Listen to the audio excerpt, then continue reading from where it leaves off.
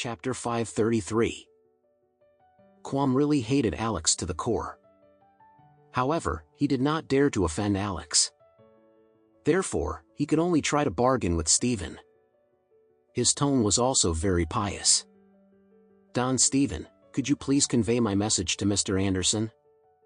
There are only about $2 or $3 billion left in Suki Pharma's bank account, and many of our debtors have not paid us back.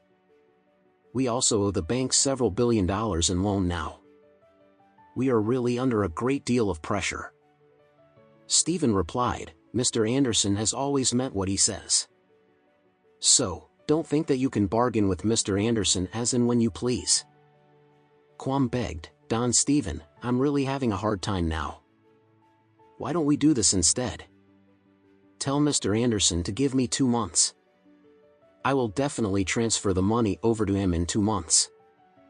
However, during these 2 months, he must make sure that my brother does not say anything or show his face in public, let alone return to China under any circumstances at all." 2 months, Stephen thought for a moment before he said, "Wait a moment. I will ask for Mr. Anderson's opinion."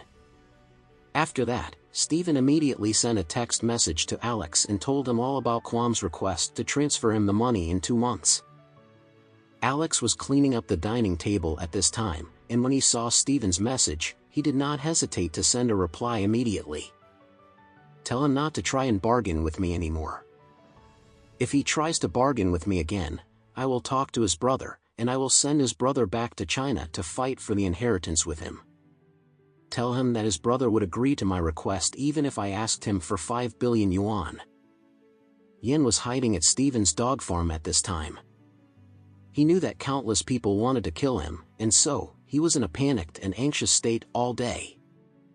In his opinion, he would die in the blink of an eye, so, if Alex really gave him a chance to return to China and fight for his inheritance, he would even be willing to give Alex more than 80% of any inheritance that he received without any hesitation at all.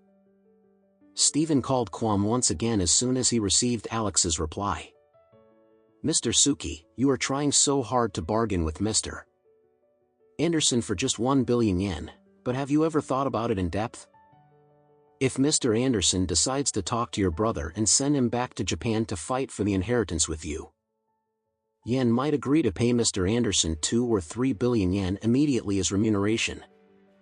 When that time comes, you will not only be losing just 1 billion yen. As far as I know, Suki Pharma is a pharmaceutical company with a market value of tens of billions of dollars." When Quam heard Stephen's words, he gritted his teeth and replied without any hesitation at all, "Don Stephen, please tell Mr. Anderson that I agree to his request. I will go and raise the money right now." In fact, even though Suki Pharma did not have much money left in their bank account, Quam's father, Fuji, had a lot of money deposited into his personal bank account. The money was supposed to be shared between the 2 brothers after their father passed away. However, if Yen died, Suki Pharma, as well as all the cash deposits, antiques, and real estate left behind by his father, would all belong to him alone. Quam did not want to delay anything further. Thus, he quickly transferred the money over to Alex after a mere 10 minutes. After that, he called Stephen and said, "Don Stephen, the money has already been transferred to Mr. Anderson's bank account. Please ask him to check if he has already received the money. By the way, please ask him to send my brother on his way as soon as possible after confirming that he has already received the money. I hope that he dies as soon as possible."